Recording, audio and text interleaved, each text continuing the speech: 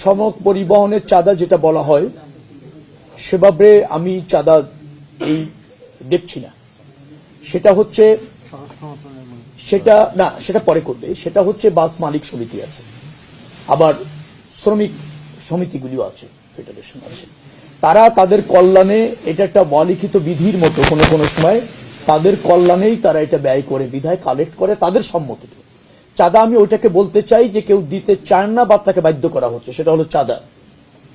এখন ধরেন মালিক সমিতি আছে, তারা একটা নির্দিষ্ট হারে প্রত্যেকটা টিপস থেকে টাকা তোলে, মালিকদের কল্যাণে ব্যবহার করতে চায়। কতটুকু ব্যবহার হয় সেটা জানি না, সেটা নিয়ে হয়তো বিতর্ক আছে।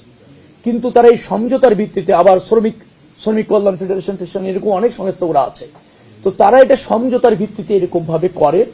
সেখানে আবার প্রাধান্য পায় যখন যার প্রভাব থাকে ওই মালিকদের মধ্যে, অথবা দলের প্রভাবও থাকে। যে দল ক্ষমতায় থাকে সেই দলের শ্রমিক সংগঠনদেরও একটা আধিপত্য থাকে, এটা আছে।